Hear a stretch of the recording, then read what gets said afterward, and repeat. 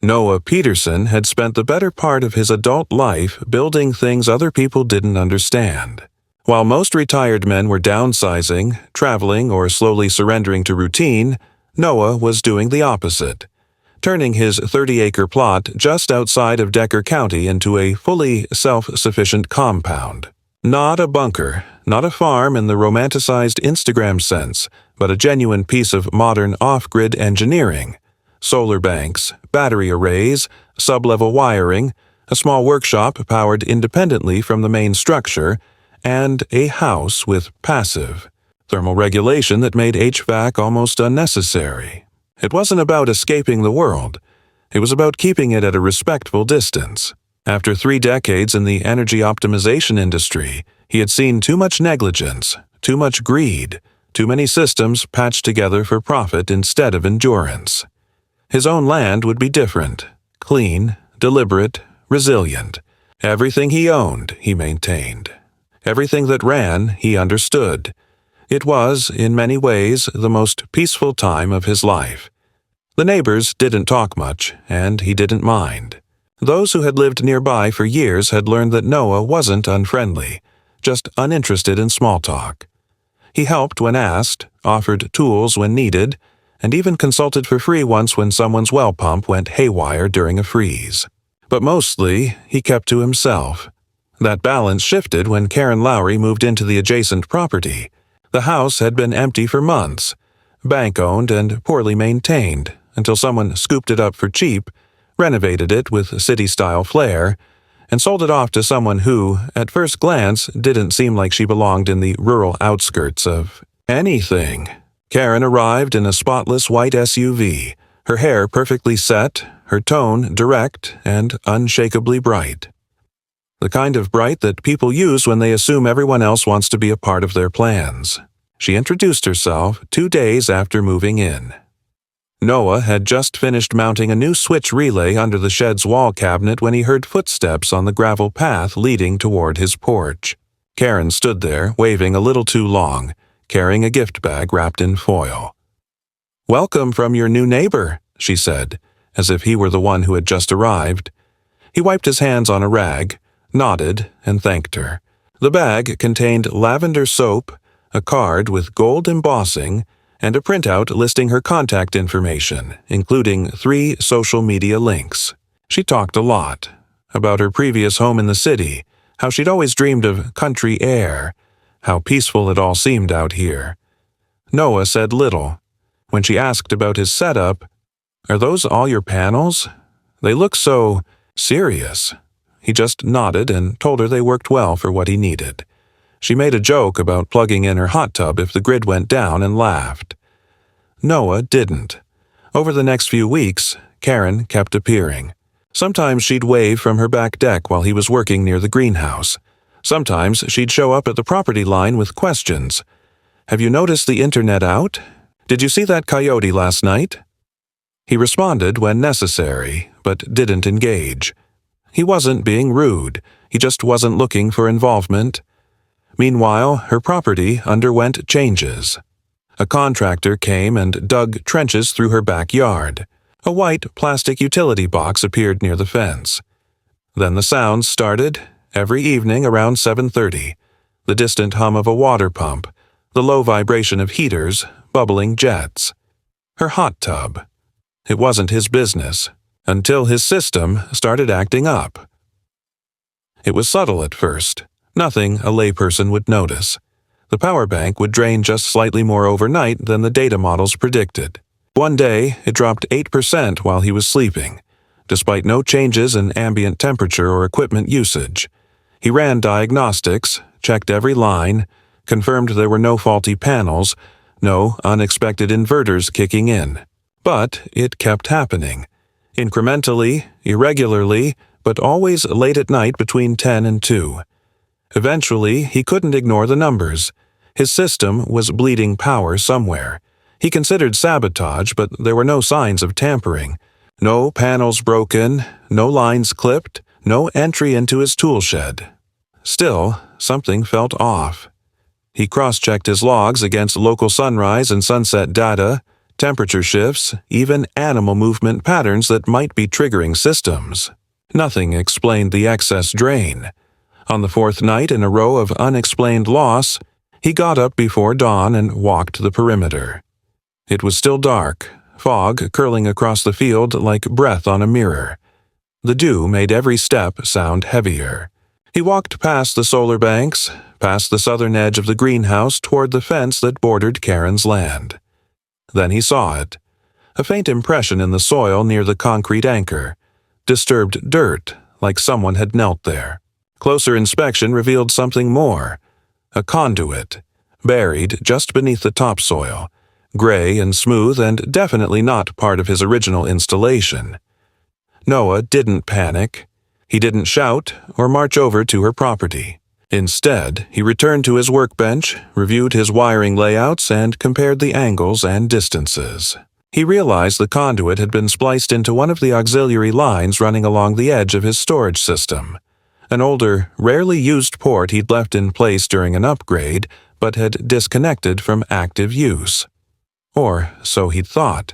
He didn't trust himself to act yet. Too much adrenaline.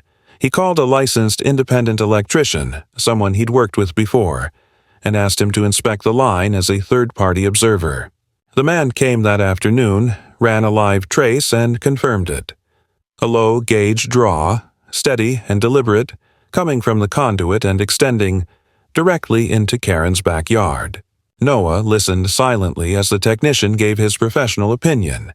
Someone had likely tapped the feed and was drawing power, probably to support heavy usage not visible from the main road, maybe a spa system, water heaters, or even a secondary power hub. He left with a digital report which he emailed to Noah. Noah read it twice. Then he made a cup of coffee, sat on his back porch, and watched the sun rise over the frost-tipped edges of his field. He didn't knock on her door. He didn't yell across the fence. He didn't even look at her house. But in that quiet moment, he made a decision. If Karen wanted to take something that wasn't hers, he would give it to her, with interest. And a receipt. Because Noah didn't fight fire with fire. He fought it with voltage, paperwork, and a public notice board. By the next morning, Noah had already printed 3 copies of the electrical assessment and uploaded the data log snapshots to a flash drive. He wasn't going to confront her personally.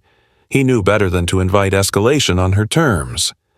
Instead, he made an appointment with the local regulatory energy office downtown.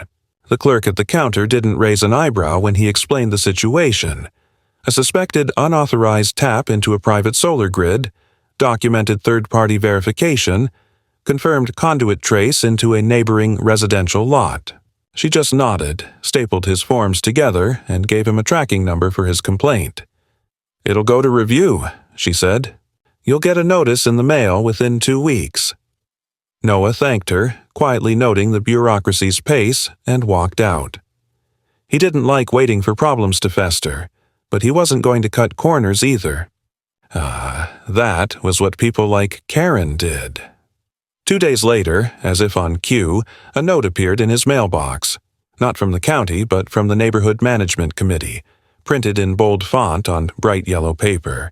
It informed him that, due to community concerns regarding inconsistent electrical compliance, a site visit would be conducted on his property within 72 hours to verify the safety and legitimacy of his energy setup. Noah nearly laughed. He'd spent more money certifying his system than most people spent installing theirs. The idea that he, of all people, posed a safety risk was absurd. And yet, here it was, a bureaucratic sleight of hand. Someone had reported him, and the machine was moving. He had no doubt who filed the complaint. Karen, it seemed, was trying to flip the narrative before it could even take root. If he was the one making the accusations, she'd make him look unstable, aggressive, non-compliant. That's how people like her operated. They didn't defend themselves.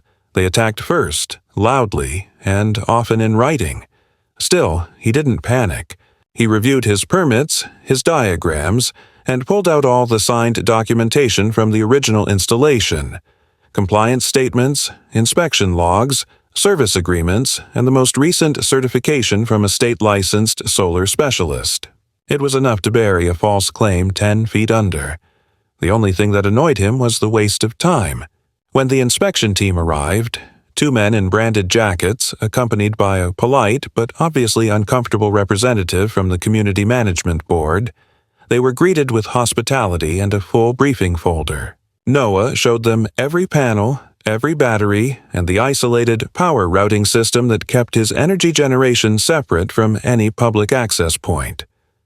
The men asked questions, noted readings, and nodded along. The whole visit took 40 minutes.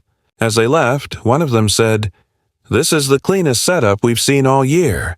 Whoever filed that concern doesn't know what they're talking about." But someone did know what they were doing. The next morning, the lock on Noah's utility box had been snapped off. Nothing stolen, nothing broken, just opened, as if someone wanted him to know they'd been there. He replaced the lock, installed a motion sensor, and reviewed the nearby perimeter footage. No faces, no license plates, no clear movement. But there had been activity. A shadow passing too close to the west fence at 3:14 a.m., confirmed by two different camera angles. Someone had come back, and they were careful. He sent the footage and inspection report to the county office, following up on his previous complaint. They acknowledged receipt, said it had been escalated to enforcement review, and advised him not to engage directly with the suspected party. Noah didn't need the warning. He had no intention of confronting her. Let the evidence speak. But Karen wasn't done. That evening, just after sunset, he found a laminated flyer tacked to the fence near the community bulletin board, one that faced both properties. It was written like a public service announcement, titled, "Energy Sharing, a Vision for Sustainable Community Living." It outlined a fictional policy in which neighborhood properties could voluntarily feed excess energy into a shared grid, described in vague terms with bullet points about environmental benefits and neighborly responsibility.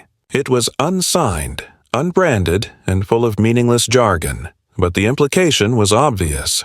She was laying the groundwork for a lie and trying to paint herself as a pioneer rather than a thief. Noah removed the flyer, stored it in a sealed envelope, and drafted a brief statement of his own. It read, "Private power system. Unauthorized connections will be considered theft and prosecuted accordingly. This property is not part of any community energy distribution system." He mounted the statement on his fence using metal screws and a laminated board. It wasn't flashy, but it was legal, direct, and supported by all the documentation he'd already filed.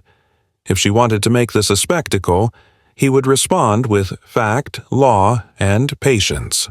The following morning, his batteries showed another unexpected drain.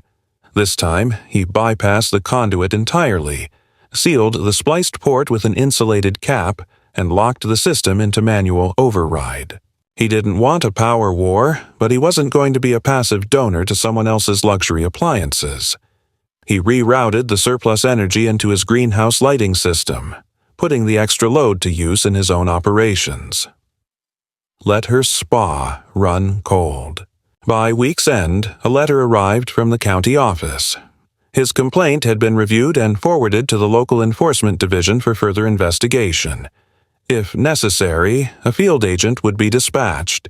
It was progress, even if slow. He made a point to keep copies of every communication, every note, every energy log. He built a folder, digital and physical, titled Unauthorized Draw, Karen Lowry. He didn't want to need it, but he wasn't going to be caught without proof when the moment came. It was late Saturday afternoon when Karen reappeared. She approached from the south fence, sunglasses on, cup of something iced in her hand, and called out with a kind of affected cheer that grated like sandpaper. "Noah! Hey, quick question about those solar lines. Do you know if they're grounded on your side or closer to the easement?" Noah didn't answer right away. He was stacking wood near the shed and didn't even look up at first. When he did, he kept his voice measured. "My system doesn't cross the easement. Everything terminates inside my property. Why?" Karen smiled too quickly, shrugged. "Oh, just curious. You know, with all this talk about shared systems, I figured maybe there was an open line somewhere." "There isn't," he said. She took a sip from her drink and lingered another second, like she expected more. When nothing came, she walked away. Noah returned to his work, but the air had shifted. She wasn't hiding anymore. That wasn't a question. That was bait, probing, testing, trying to find the edges of what he knew and what he was willing to say. He wasn't going to give her either. That night, he typed up a new sign. Bigger, bolder, printed on plastic weatherproofing paper and mounted directly to the community board with double bolts. It read, "Notice of Energy Usage Fee. Issued to Karen Lowry. Unauthorized draw from private solar system estimated at 1,260 kWh over 21 days. Retroactive usage fee assessed at standard grid rate 0.99 kW. $239.40.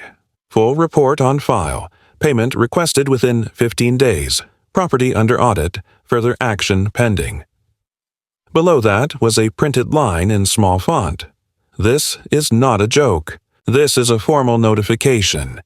Power theft is a prosecutable offense." By morning, the board was the center of attention, and the quiet war had officially gone public. The following days settled into a tense, uneven rhythm.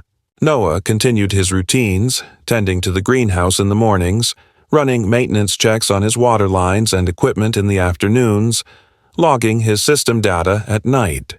But even with the rhythm of habit, the sense of equilibrium had broken. Karen hadn't responded verbally to the public notice posted on the board, nor had she removed it. But the absence of reaction felt more calculated than passive. She was waiting to see what he would do next, waiting to find a weakness, waiting for someone to side with her. And in a neighborhood like theirs, silence was often mistaken for neutrality, when in fact it was just unease. Noah began to notice subtle changes. A neighbor who used to wave from his pickup now drove by without slowing. Another, who once chatted about irrigation systems, crossed to the far side of the parking lot when Noah walked out of the hardware store. He wasn't offended. He knew how people behaved when they sensed a fight brewing next door. They backed away, covered their ears, and prayed not to be pulled into it. Karen, for her part, doubled down on the performance. She began hosting small evening gatherings on her deck, strings of solar lights draped along the railing, soft music drifting into the twilight, the glow of the hot tub casting warm pinks and blues across her backyard. Noah could hear the laughter, could smell the cloying artificial citrus of bath salts and tanning sprays carried on the breeze. Every night, like clockwork, her power consumption peaked. He had sealed the connection, had physically severed the unauthorized tap, but that didn't mean she wasn't trying something new. The battery drain had stopped, but that didn't end the war. It only changed its shape. One morning, Noah received an envelope hand-delivered to his property gate. No postage, just a single-folded document tucked into a clear plastic sleeve, clamped to the latch with a binder clip. It was a community ethics complaint, issued by the Neighborhood Association's Dispute Review Committee. The language was vague but purposeful. Accusations of aggressive conduct, public shaming, and creating a hostile atmosphere. It cited the notice he had posted on the board and referred to it as a targeted personal attack not in accordance with community values.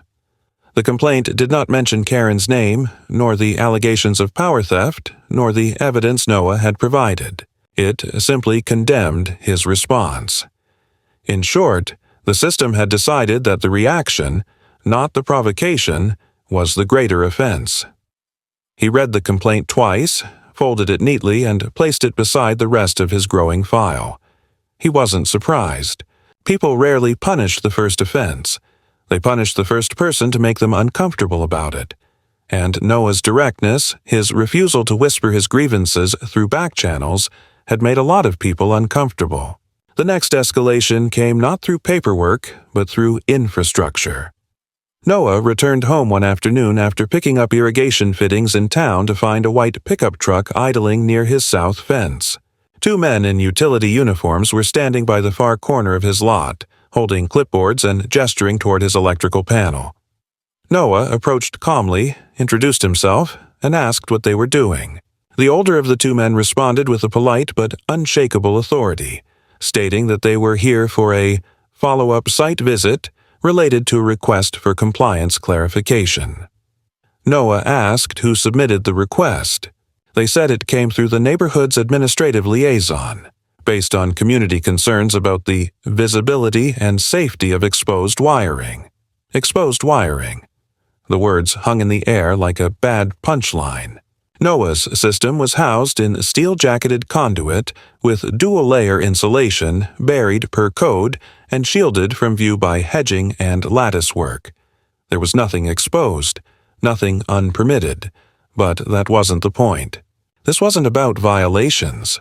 This was about nuisance, a coordinated bureaucratic harassment campaign dressed in official language and safety protocol. He let the men inspect what they wanted, but stood close and made sure every question was answered with precision and every measurement observed without interference. When they left, the older man offered a measured comment. "You've got a hell of a clean system here. We'll file this and be on our way.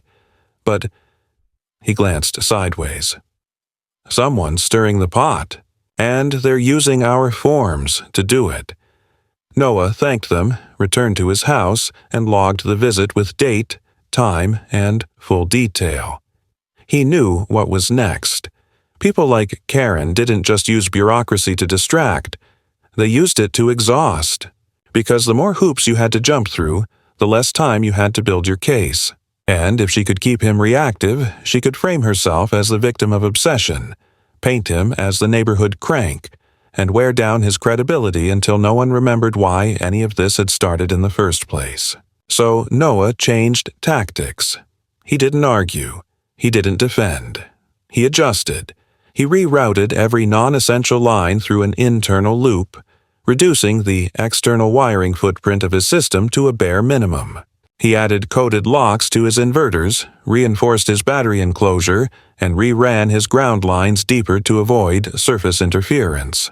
He filed an amendment to his system plan with the State Energy Office, notifying them of the upgrades and requesting that his property be flagged as autonomous use only in case of future inquiries. And then, without announcing it, he took down his public notice from the community board. Let Karen think she'd won that battle. 3 days later, she struck again. This time, the move was calculated to provoke. Not him, but the neighborhood. A letter was distributed door to door, printed on thick stock paper with a decorative border and headlined, "A Call for Cooperative Energy Equity." In it, Karen described her vision for a shared energy initiative where neighbors with excess capacity could voluntarily contribute to a central battery bank for emergency use. She cited vague statistics about grid instability, made references to responsible civic participation, and, without naming Noah, made clear that she believed hoarding power in times of ecological uncertainty was a form of moral failure. Noah received his copy like everyone else. He read it once, then filed it with the rest. It wasn't illegal. It wasn't even slander. It was ideology weaponized for manipulation. Virtue signaling dressed up as policy suggestion, designed to make anyone who refused seem selfish, paranoid, or regressive. And in some circles, that worked. He heard neighbors discussing it at the feed store, saw heads tilt when his name was mentioned, watched eyes slide away like he'd become radioactive. But he didn't engage. Instead, he got smart. He reached out not to the neighborhood but to his attorney. Not a trial lawyer, not some friend of a friend divorce specialist, but a property rights specialist based in the next county, someone whose firm had dealt with rural energy disputes and infrastructure sabotage before. He sent her everything: the reports, the photos, the footage, the inspections, The complaint letters, the utility visit logs, the flyers, and the door-to-door propaganda. She responded within 48 hours with a simple plan. Establish private ownership of the energy system in civil terms. File a cease and desist notice with certified documentation, and prepare for the possibility of a defamation claim if Karen escalated into slander. It wasn't war. It was preparation. Noah followed the instructions to the letter. He signed the affidavits, compiled the binders, mailed the notice with tracking, and waited. And in the meantime, he made no public moves. Until the sign appeared. Not one of his, but Karen's. Placed in her front yard, large and deliberately positioned, it read, "This property supports sustainable energy sharing." Underneath it, a link to a website, one she had registered herself, outlining her vision and how others could opt in. It was amateurish, clearly self-made and riddled with hollow language, but the implication was unmistakable. She had declared herself the face of something, and by doing so had cast Noah as the shadow. The escalation was now fully public, and Noah knew something she didn't. Publicity cuts both ways. He picked up the phone and called his lawyer again. "Let's make this official," he said. And in that moment, the boundary lines sharpened, not just around property, but around truth itself.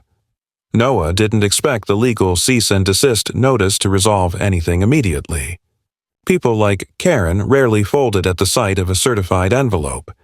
What he hoped, though, was that the shift in tone, from neighborly dispute to legal documentation, would change the terrain. Until now, she'd relied on ambiguity, on the idea that the lines were blurred, that her narrative of community and sharing might buy her time or allies.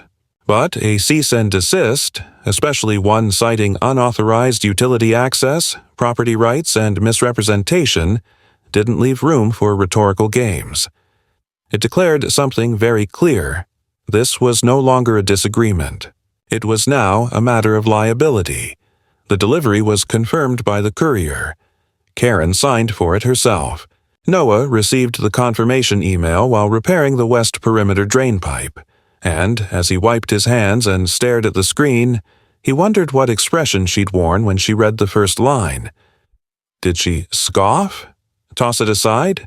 Did she read it aloud to one of her guests like a comedy bit? Or did she finally, even for a second, understand what he'd been building toward? Not revenge, not public humiliation, but legal ground too solid for her to smear over with charm. That same afternoon, two things happened. First, her website, the one promoting her so-called Energy Equity Initiative, went offline. Not entirely removed, but redirected to a broken placeholder page. Noah noted the change, saved a screenshot, and moved on. Second, he received a voicemail from someone he hadn't expected. Marcus Trammell, head of the District Mediation Board. Noah had seen Marcus before at public meetings, the kind where updates about water restrictions and road repairs were discussed with all the excitement of a funeral. The man was level-headed, neutral, a paper mover, not a fixer, and yet his message was straightforward. We've received a community request to explore options for mediated dialogue between adjacent homeowners. If you're open to a preliminary session, we can schedule one within the week. The wording was diplomatic, intentionally vague, but it told Noah exactly what he needed to know. Karen had changed tactics. She wasn't backing down. She was trying to absorb the heat, reframe the entire situation not as an act of theft, but as a misunderstanding, a neighborly dispute that had simply spiraled due to poor communication. Mediation gave her a path to reset the narrative, not through accountability, but through reconciliation theater. Noah agreed to the session, not because he thought it would yield anything honest, but because he wanted to hear exactly what she would say when placed in a room where every word was recorded, every phrase weighed. He brought copies of every document. He dressed plainly. He arrived 5 minutes early and waited in a government building conference room that smelled like dust and toner. When Karen walked in, she wore a blazer over a sundress, hair pulled back, makeup just enough to suggest effort. She greeted the mediator, smiled at Noah, and sat with exaggerated calm, placing a folder in front of her that looked suspiciously thin. The mediator began with standard preamble: definitions, ground rules, voluntary participation, no recording devices, and then asked each party to give a brief summary of their position. Karen spoke first. She called the situation an unfortunate escalation rooted in confusion. She explained that she had moved into the area unaware of certain technical boundaries, had assumed that some infrastructure was shared, and had acted on that assumption, without intent to harm. She referenced local conversations about energy resilience, claimed she had reached out to neighbors for dialogue, and expressed regret that the conflict had reached this stage. Nowhere in her summary did she use the word connection, power line, or tap. She was careful, slippery, trying to come off as both regretful and blameless. When Noah's turn came, he laid out the facts without emotion. He described the discovery of the conduit, the electrician's report, the utility inspections, the cease and desist order, and the ongoing campaign of misinformation. He presented his documentation, did not speculate about motives, and refrained from commentary. He ended by stating that his only goal was the protection of his private infrastructure, not a public censure or personal conflict. The mediator nodded slowly, took notes, and asked Karen if she disputed the findings of the electrical assessment. She hesitated, then said, "I'm not an engineer, so I can't comment on the technical details. All I can say is I didn't knowingly do anything wrong." It was a pivot, not a denial. The session ended with no agreement, no admission, and no progress. But Noah hadn't expected one. What he left with was confirmation. Karen wasn't backing off. She was digging in, building a version of events that gave her plausible deniability. She was trying to control the frame, not the facts. And yet, that very evening, something changed. Noah received an email, not from Karen, not from the board, but from a real estate office. It was a bulk message, clearly sent to multiple recipients, but what caught his eye was the header image: Karen's property, listed, with professional photos taken just weeks earlier. The hot tub glowing under perfect twilight, the remodeled kitchen, the landscaped yard. The description boasted updated systems, eco-forward design, and a neighborly, sustainable atmosphere. There was even a bullet point about cooperative infrastructure initiatives available upon request. Noah stared at the screen for a long moment.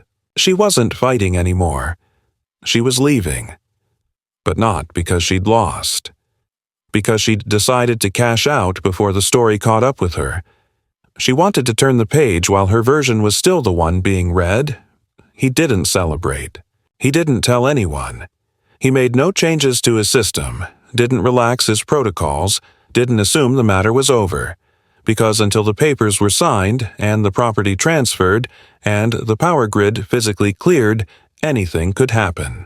Still, that night as he sat on his porch sipping from a steel cup of black coffee, the wind soft through the trees and the horizon tinted rust from a setting sun, he allowed himself one small, quiet thought. The tide had shifted. And for the first time in weeks, he didn't feel the weight of being the only one holding the line. Just as the tension seemed to release its grip, as the prospect of Karen's departure appeared more than a mirage, the situation twisted again. Subtly at first, like a floorboard flexing under unfamiliar weight. Noah, still grounded in caution, had not taken the real estate listing as an end. It was too sudden, too unceremonious for someone who had built her entire defense on control and narrative. Karen was not someone who gave up ground without reshaping the terrain behind her, and within days, that suspicion proved justified. The first sign came in the form of a notice. A new one, nailed with an air of casual authority to the community board near the trailhead, across from the entrance to Noah's property. At a glance, it looked like one of the usual dull postings about waste management dates or pest control programs. But the wording was different. The header read, Infrastructure Adjustment Plan, Phase 1. The fine print spoke in euphemisms, community resource alignment, cross-parcel efficiency upgrades, and minor right-of-way adjustments pursuant to local utility planning. It was unsigned. There was no seal, no letterhead, just a contact number that rang through to a voicemail identifying itself only as Operation Support, Priority Zone 6. Noah didn't call the number. He photographed the notice, scanned it into his log, and ran the number through a local business registry. It wasn't listed. When he traced it through a telecom database, it was marked as a virtual landline routed through a neighboring state. Whatever the origin, it wasn't legitimate. But the document looked just official enough to confuse someone, especially if they weren't paying attention. And that was exactly the point. Karen might have been exiting the stage, but she wasn't leaving without setting the lights and backdrops for her final scene. The next move came within 48 hours.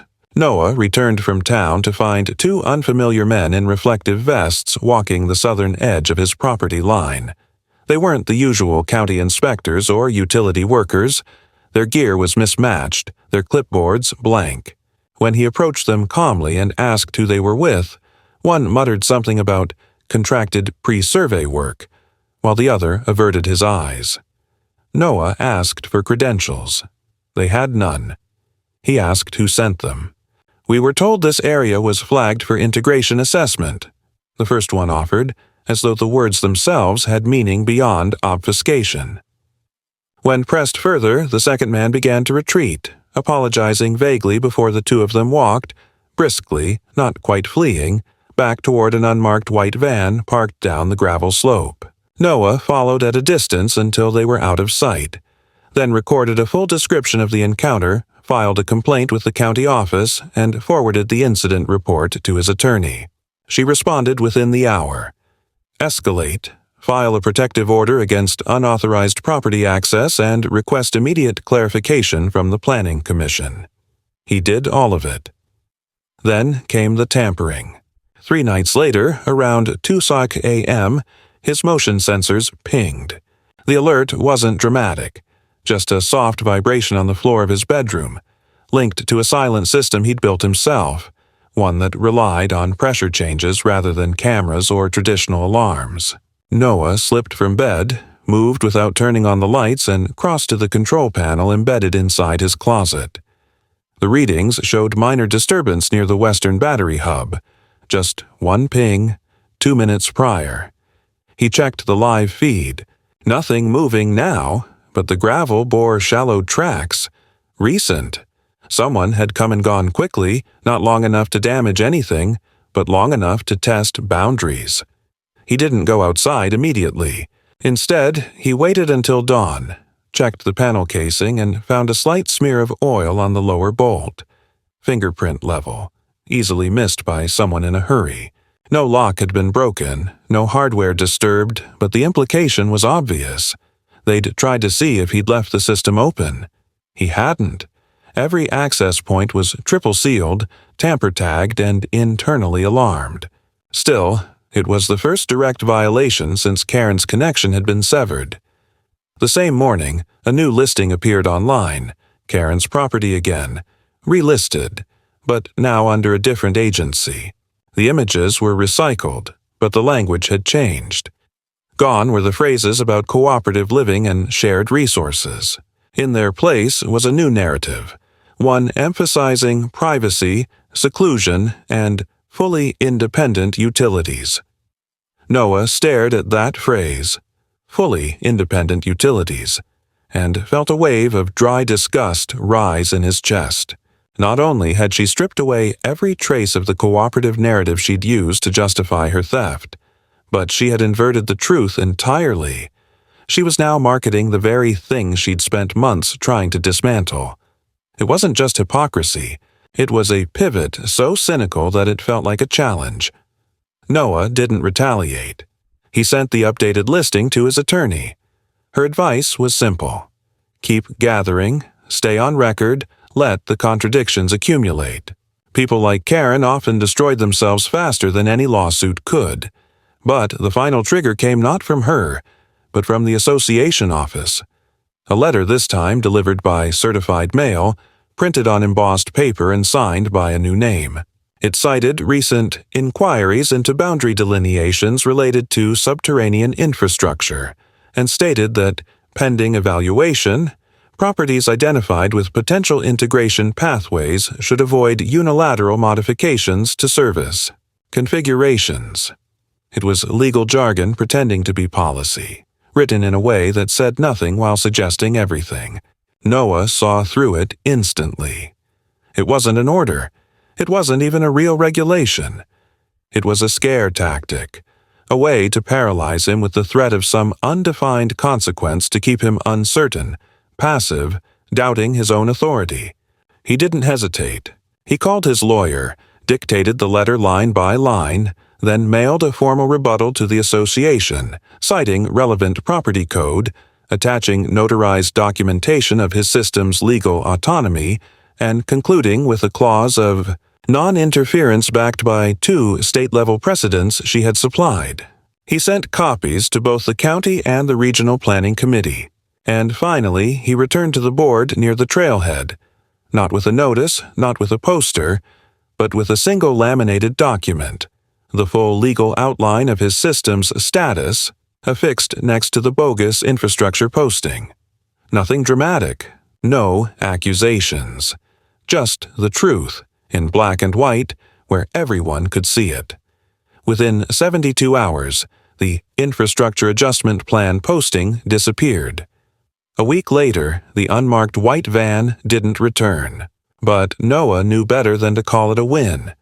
Because people like Karen, they didn't attack once and retreat. They seeded chaos, let it bloom, then harvested the confusion long after they were gone. And if she was really selling the property, if the listing was legitimate and the signatures pending, then someone else would inherit the mess she left behind, either knowingly or not. Which meant Noah had to be ready again. Not reactive. Prepared. So he started backing up everything. Data logs, security footage, correspondence, on a dedicated offline drive. He updated his surveillance range, installed fiber lock clamps on his grid intake housing, reviewed every inch of his land, mapped it again, and refiled the property overlay with the latest GPS coordinates just in case the next wave came with clipboards and plat maps instead of lawsuits and flyers. He didn't want war, but if war came again, he wouldn't fight it on someone else's terms. Not anymore. The call came just after 4 p.m. On a Wednesday, the kind of afternoon when the sky over Decker County turned the color of steel wool and the air sat heavy with the promise of rain. Noah had been working in the shed, adjusting the water timer on his irrigation line, when his phone buzzed once, an alert from the front gate camera, followed seconds later by the sharp ring of the landline in his kitchen. He moved quickly, not with panic, but with precision, wiping his hands on a rag before lifting the receiver. On the other end, it was a deputy from the county sheriff's office, voice flat and cautious, asking if he could confirm his presence on site. There had been an incident, the deputy said, one involving a utility contractor and a reported act of property obstruction. Noah's chest tightened, not with fear, but with recognition. He knew this wasn't a misunderstanding. This was the move, the long-tail retaliation. He asked the deputy for specifics. The man replied that a contractor claimed he'd been denied access to a community conduit inspection site that ran parallel to Noah's southern fence line. According to the report, the line in question was part of a shared utility corridor authorized under regional planning phase recommendations. Noah asked if the contractor had documentation. The deputy hesitated, then admitted there had been no warrant, no permit, only a notice of exploratory assessment printed on company letterhead. Noah asked for the contractor's name. It wasn't one he recognized. He asked if Karen Lowry was involved. The deputy paused again. The complainant listed her name as the authorizing property contact.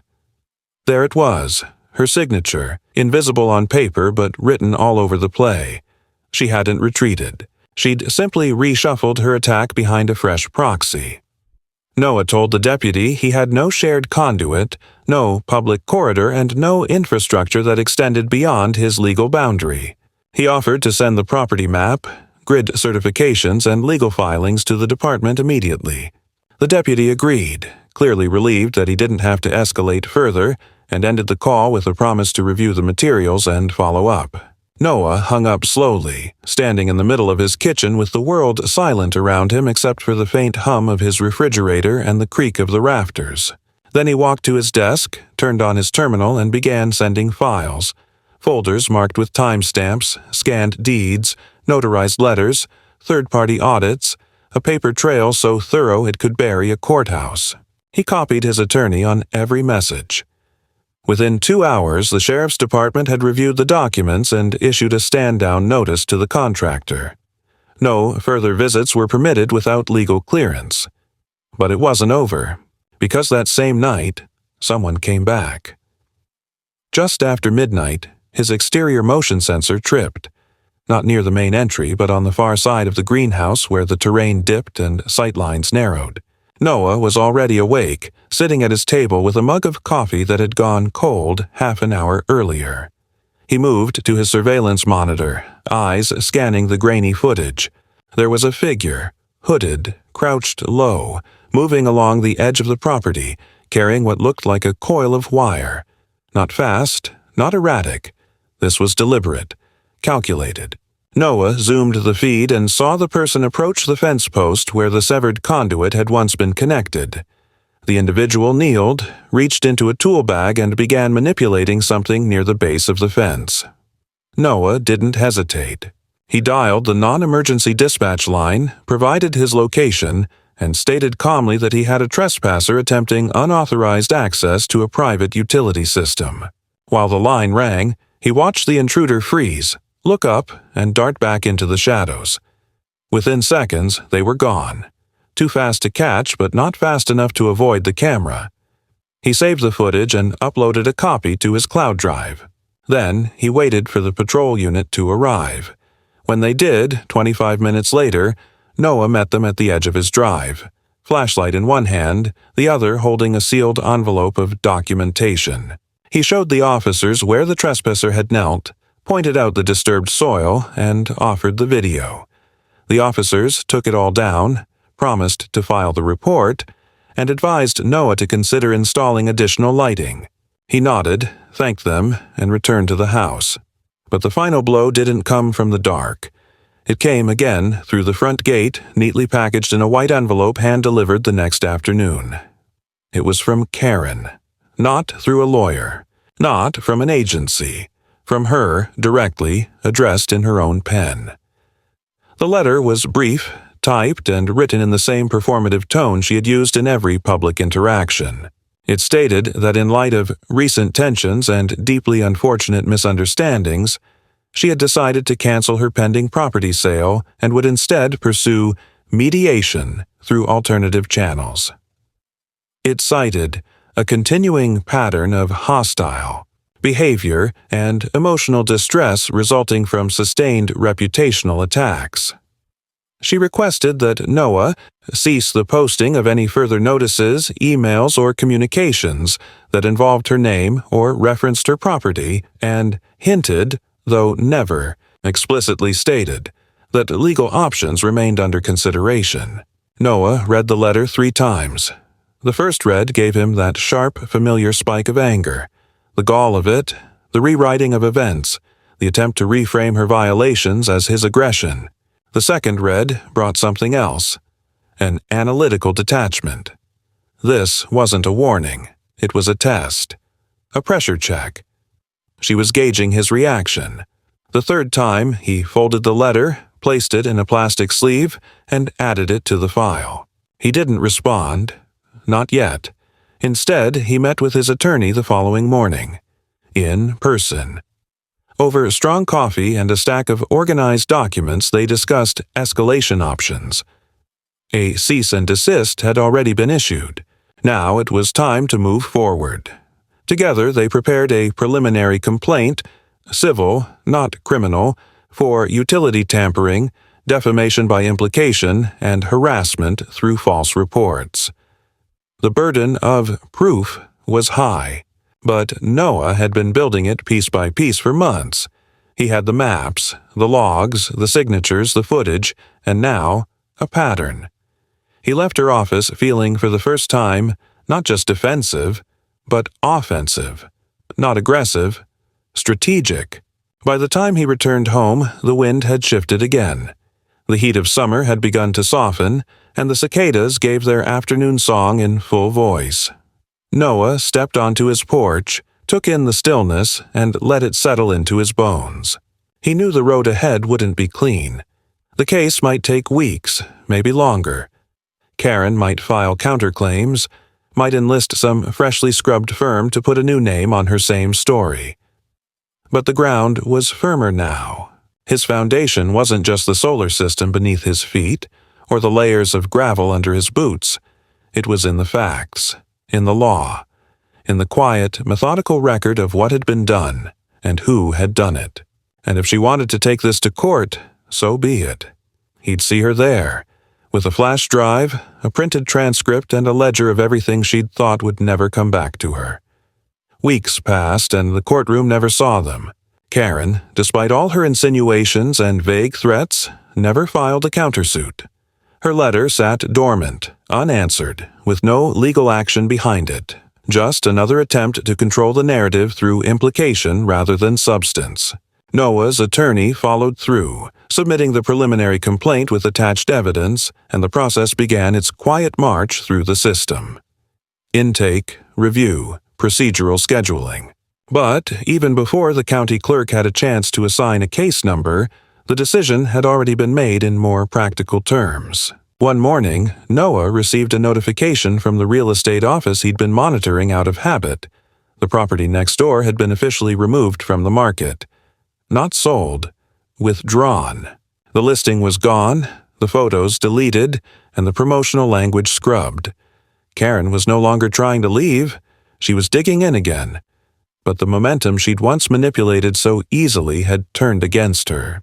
The community, previously passive and observant, had grown tired of the smoke and mirrors. People had seen too much.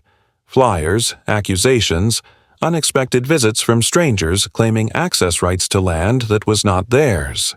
And Noah's quiet refusal to play into her drama, paired with the increasingly visible documentation he'd provided, began to sway public perception.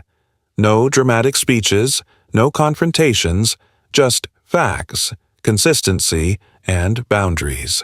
At the next community update meeting, which Noah didn't attend, two neighbors reportedly raised concerns about recent property disputes and unauthorized activity tied to misleading infrastructure plans. No names were spoken aloud, but everyone understood. By then, Karen had stopped hosting her twilight gatherings. The glow of the hot tub no longer lit her backyard. The lawn, once obsessively curated, began to show signs of neglect. A missing trash bin here, a pile of unopened packages on the porch there. Whatever game she was playing, she'd lost control of the board. Noah kept his focus forward. He wasn't interested in gloating. He had no desire to watch someone unravel. His priority had always been the land, the system, the principles behind them. Still, when the community board space across from his gate opened again, its previously occupied real estate notice now a blank cork rectangle, he didn't ignore the symbolism. He posted a new sign, small and understated, with laminated backing and bold black text that read, "Private Energy Grid. Not for public use. Unauthorized connection constitutes theft." No embellishment, no personal note. Just a reminder of the boundary, both legal and physical, that had always existed. He added one more line at the bottom, almost as an afterthought, but one that settled into place like the final bolt in a locked gate. Respect isn't a policy. It's a practice. That sign remained untouched for the next month. No more flyers appeared. No more contractors wandered near his fence. The system ran smooth, the batteries held charge overnight, and his logs showed no unexplained activity. The cameras were quiet. The alerts, few and far between. The silence was not absolute, but it was finally neutral. Even the wind seemed to carry less weight as it passed through the open spaces of his property. Karen's house still stood. The lights came on at night. Packages were retrieved eventually, but she was no longer visible. If she walked the property, she did it in the early hours or after dark. If she had visitors, they didn't linger. And the yard, once loud with synthetic joy and curated hospitality, now sat still, its hot tub covered, its deck furniture stacked, its strings of lights unplugged. She hadn't moved, but she had receded, and for Noah, that was enough. The case Noah filed went quiet in the best possible way. No motions filed against him, no demands, no escalation. The documentation served its purpose, not as a weapon, but as a wall. And in the absence of conflict, Noah returned fully to the rhythm that had always anchored him. He repaired the drainage ditch behind the greenhouse. He installed a secondary fuse bank for the shed's toolshed sub-circuit. He even spent a few evenings redesigning the control layout on his power console, making the interface more accessible in case someone else ever had to take over in his absence. Not that he planned to leave, but because systems should outlast their makers. The only conversation he had about the conflict came 2 months later, at the supply yard on the edge of town. One of the older hands, a man named Cal who'd been watching Noah for years with quiet respect, said casually over a pallet of PVC joints, "Heard things settled your way." Noah nodded. They did. Cal didn't push further. He didn't ask for details. He didn't need to. The men like him understood that real outcomes weren't proven through noise or claims. They were demonstrated in how steady a man stood after the dust settled. Noah paid for his parts, thanked the cashier, and drove home with the radio off, the road dust curling behind him like the closing of a long, exhausting chapter. By the time autumn set in, the air had changed again. Crisper, cleaner, with the soft scent of pine returning to the wind. Noah walked his boundary lines one morning, checking for overgrowth and wear, and paused near the southern post where this all had started. The conduit was still buried beneath the soil, sealed and cold, like a scar beneath the surface. He didn't dig it up. He didn't erase it. He left it there, not out of oversight but as reminder. Boundaries, once tested, must be watched, not because they are weak, but because others forget why they were drawn in the first place. He turned and headed back to the house, coffee waiting on the porch rail, the low hum of his generator unit confirming that everything was still his, still intact, still under his terms. Karen's silhouette didn't appear at the window. Her story, whatever it had become, had faded into its own background, and Noah's, free from interference, continued forward, quietly, securely, as he always intended.